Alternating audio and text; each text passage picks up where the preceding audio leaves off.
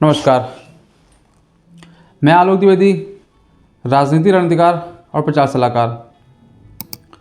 दोस्तों, आज हम बात करने वाले हैं राहुल गांधी द्वारा जो शुरू किया गया है भारत जोड़ो यात्रा। देश में इससे पहले दो बड़ी यात्राएं हुई हैं। एक महात्मा गांधी जी ने की थी 1931 में दांडी मार्च यात्रा। दूसरा एक जेपी आंदोलन हुआ था 1974 में। उसके बाद में देश में ऐसी कोई बड़ी यात्रा का आयोजन किसी भी दल या व्यक्ति द्वारा कभी नहीं किया गया।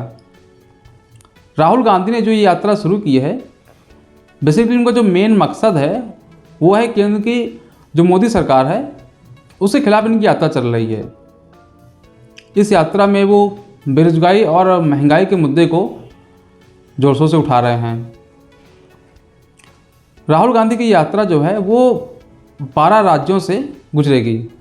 यह यात्रा जो है वो कन्याकुमारी से लेकर के कश्मीर तक हो रही है। लगभग 3570 किलोमीटर की जो यात्रा है वो पूरी तरह से पैदल तय की जाएगी। इसके लिए रात में रुकने के लिए कई कंटेनर की व्यवस्था की गई है। और जो कंटेनर है ना, वो एक चलता फिरता कमरा है। वो उसमें सोने की प्रॉपर व्यवस्था, प्रॉपर बेड, टीवी वगैरह, टॉयलेट्स वगैरह, तो उसमें सारी व्यवस्थाएं की गई हैं। लगभग 110 जो है ऐसे कंटेनर जो है वो भी पदयात्रा के साथ में चल रहे हैं। इसमें राहुल गांधी के रुकने की व्यवस्था है, जो उनका सिक्योरिटी स्टाफ है उसके रुकने की व्यवस्था की गई है, प्लस जो दूसरे कांग्रेस के नेता हैं उनके भी रुकने की व्यवस्था की गई है, जो लगातार इस यात्रा में चल रहे हैं। कांग्रेस मुख्यालय दिल्ली में इस यात्रा का लोगो, स्लोगन और वेबसाइट जो है वो 23 अगस्त 2022 को लॉन्च किया गया था। 7 सितंबर 2022 को कन्याकुमारी से राहुल गांधी ने इस यात्रा की शुरुआत की। यह यात्रा 12 राज्यों और 2 केंद्र शासित प्रदेश से होकर गुजरेगी। यह यात्रा तमिलनाडु से चलकर आंध्र प्रदेश, तेलंगाना, केरल, महाराष्ट्र, मध्य प्रदेश, राजस्थान, हरियाणा होते हुए यह यात्रा दिल्ली में पहुंच चुकी है। अच्छा, राहुल गांधी की यात्रा जब भी जिस रास्ते से गुजरने वाली होती है उससे पहले उनका एक आमंत्रण पत्र जो है वो उस राज्य के जो राजनीतिक दल हैं, जो समान विचारधारा वाले हैं और जो गणमान्य व्यक्ति हैं, उनको एक आमंत्रण पत्र भेजा जाता है कि वो इस यात्रा में सम्मिलित हों। राहुल गांधी एक यह संदेश देने का प्रयास कर रहे हैं कि यह यात्रा जो है वो किसी पार्टी की नहीं है, बल्कि भारत जोड़ो यात्रा है। ऐसा मैसेज देने की कोशिश कर रहे हैं और यही मैसेज दे करके वह इसमें लोगों को जोड़ने का प्रयास कर रहे हैं। नई दिल्ली में इस यात्रा में कमल हसन शामिल हुए, प्रियंका गांधी शामिल हुई, सोनिया गांधी शामिल हुए। इससे पहले जब यात्रा गुजर रही थी तो सोनिया गांधी पूर्व में भी साउथ में इस यात्रा में एक बार सम्मिलित और हो चुकी हैं। वो जब जिस राज्य में गुजरती है तो कांग्रेस को जो वहाँ पर प्रमुख नेता होते हैं वो शामिल होते हैं। जैसे मध्य प्रदेश हमने देखा था कमलनाथ इस यात्रा में शामिल हुए थे। राजस्थान में अशोक गहलोत, सचिन पायलट इस यात्रा में शामिल हुए और दिल्ली में जो दिल्ली कांग्रेस के प्रमुख नेता हैं वो सब इस यात्रा में शामिल हुए हैं। अभी ये यात्रा का विश्राम दिया गया है 9 दिन का। कांग्रेस तरफ संदेश दिया गया है कि कंटेनरों की मरम्मत के लिए इस यात्रा को विश्राम दिया गया है 2 जनवरी तक।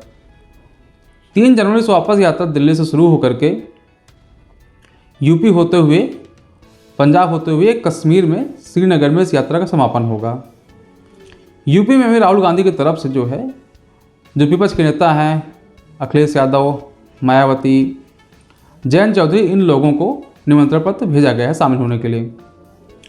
जयंत चौधरी ने साफ साफ मना कर दिया है कि उस दिन उनके कुछ राजनीतिक कार्यक्रम इसलिए यात्रा में सम्मिलित नहीं होंगे। मायावती और अखिलेश यादव ने अभी तक कुछ जवाब नहीं दिया है, लेकिन मैं जितना इन दोनों को समझता हूँ ये लोग भी इस यात्रा में शामिल नहीं होंगे। एक चौंकाने वाला भी निमंत्रण पत्र यूपी में भेजा गया है। वो है भाजपा के जो नेता हैं, पूर्व उप मुख्यमंत्री दिनेश शर्मा जी। अच्छा, कांग्रेस चूँकि इस यात्रा में जो विपक्ष दल के नेता तो उनको, जो समान विचारधारा लोग हैं उनको तो भेजते हैं, जो प्रदेश के गणमान्य व्यक्ति होते हैं उनको भी ये लोग निमंत्रण पत्र भेजते हैं। तो गणमान्य लोगों जो सूची बनाई गई थी यूपी की, उसमें इन्होंने दिनेश शर्मा का नाम रखा था। दिनेश शर्मा चूँकि एक नेता होने के साथ साथ लखनऊ यूनिवर्सिटी में प्रोफेसर भी हैं, उसी वजह से उनको निमंत्रण पत्र भेजा गया है। लेकिन चूँकि भले ही दिनेश शर्मा एक प्रोफेसर हैं लेकिन साथ साथ में भाजपा में भी हैं, तो उनके शामिल होने का कोई चांस ही नहीं बनता इस यात्रा में।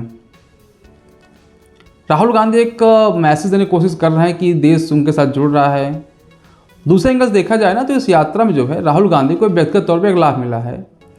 राहुल गांधी के ऊपर हमेशा आरोप लगता रहा है कि वो एक नॉन सीरियस पॉलिटिशियन हैं, वो राजनीति को फुल टाइम ना करके पार्ट टाइम करते हैं, ये इनके ऊपर आरोप लगता रहा है। ये जो राहुल गांधी यात्रा चल रही है वो 5 महीने की यात्रा है, लगभग 150 दिन में यात्रा का समापन होना है। राहुल गांधी एक मैसेज देने में ये कामयाब रहे हैं कि ये वो एक सीरियस पॉलिटिशियन है और देश के मुद्दों को वो देश के बीच में रख सकते हैं। राहुल गांधी के इमेज के लिए व्यक्तिगत तौर में जो मेरा मानना है कि इससे उनकी इमेज 100% सुधार आया है। राहुल गांधी लोग थोड़ा सा सीरियसली ले रहे हैं। रही बात कांग्रेस को कितना लाभ हो हानि होगी, ये तय है कि इसका कुछ ना कुछ तो लाभ मिलेगा। कितना मिलेगा उसमें कांग्रेस की नीतियाँ बहुत कुछ जिम्मेदार होंगी। कांग्रेस का समस्या क्या है ना कि जो कांग्रेस के कार्यकर्ता है ना वो एक तरह से जो स्ट्रक्चर पार्टी होती है, कांग्रेस उसमें नहीं आती है। जब चुनाव आता है तो कांग्रेस कार्यकर्ता एक्टिव होते हैं और चुनाव खत्म हो जाता है तो कांग्रेस कार्यकर्ता आराम से घर बैठ जाते हैं। भाजपा इसके उलट है। भाजपा के अपने लगभग 44,000 मैं कह सकता हूँ पेड कार्यकर्ता कराए हैं, चाहे वो संघ के माध्यम से है या भाजपा के माध्यम से हैं। ये लोग लगातार जनता के बीच में रहते हैं और पार्टी इनका जो भी खाने पीने रहने का आदि की पार्टी व्यवस्था करती है, तो लगातार जो जनता बीच में पूरे 5 साल बने रहते हैं। अच्छा, जो स्ट्रक्चर पार्टी होती है वो एक तरह से कह सकते हैं जब सत्ता में आती है तो शासन छोड़ती नहीं है, शासन को पकड़ के रखती है, सत्ता बना कर रखती है। कांग्रेस के साथ यही समस्या है। राहुल गांधी इस यात्रा के माध्यम से 5 महीने लगातार एक्टिव हैं, उससे कांग्रेस को एक नई ऊर्जा तो मिली है, इसमें कोई संदेह नहीं है। लेकिन कांग्रेस इसको कितना आगे लोकसभा चुनाव तक कितना बना कर रख पाएगी, इस पर बहुत कुछ निर्भर करेगा 2024 का जो चुनाव है। जो मोमेंटम कांग्रेस ने शुरू किया है, अगर इसको लोकसभा चुनाव तक ये बना कर रखेंगे तो इसमें कोई मुझे संदेह नहीं है कि कांग्रेस के प्रदर्शन में सुधार होगा। हालांकि कांग्रेस अभी भी 2024 में सत्ता पाने से कोसों दूर है, क्योंकि कांग्रेस के पास अभी भी नरेंद्र मोदी का तोड़ कोई वो लोग खोज नहीं पाए हैं। जब तक ये लोग नरेंद्र मोदी को तोड़ खोजेंगे नहीं, कांग्रेस के लिए सत्ता 2024 में भाजपा से लेना आसान नहीं है। मोदी के ऊपर चूंकि व्यक्तिगत आरोप कोई लगा नहीं है, वो मोदी की छवि को जो है दागदार जो नहीं है, उसका लाभ भाजपा और मोदी को मिलता रहा है। आज की जो वर्तमान स्थिति है उसके साथ मैं तुलना करूँ तो भाजपा अभी भी कांग्रेस से काफ़ी आगे है। राहुल गांधी कांग्रेस जान फूंक के हैं, कांग्रेस आगे बढ़ाने का प्रयास कर रहे हैं, लेकिन राहुल गांधी इसको लगातार बना कर रखेंगे तो कांग्रेस का लाभ जरूर मिलेगा। इस यात्रा में ना एक चीज़ की चर्चा और बहुत ज़्यादा हो रही है, वह है राहुल गांधी की वाइट कलर की हाफ टी शर्ट। उत्तर भारत इस समय कड़ाके ठंड की चपेट में है, जबरदस्त ठंड पड़ रही है, लेकिन राहुल गांधी वही सफ़ेद रंग की टी शर्ट पहने हुए दिल्ली में घूम रहे हैं। सोशल मीडिया में इसकी चर्चा हो रही है कि राहुल गांधी की व्हाइट टी शर्ट से क्या है कि उनको ठंड नहीं लग रही है।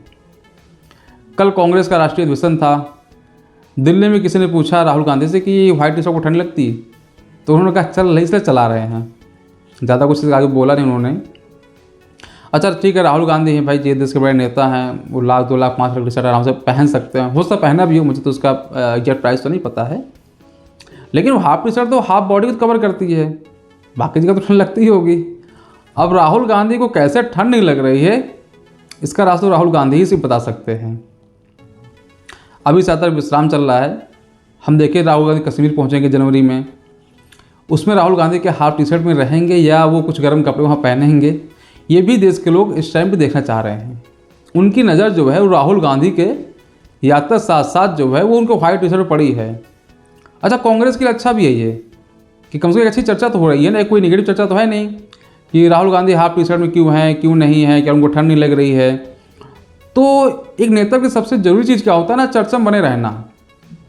तो राहुल गांधी इसके माध्यम चर्चा बने हुए हैं, उसका राहुल गांधी और कांग्रेस को लाभ ही मिलेगा, उसका कोई उनको नुकसान नहीं होगा।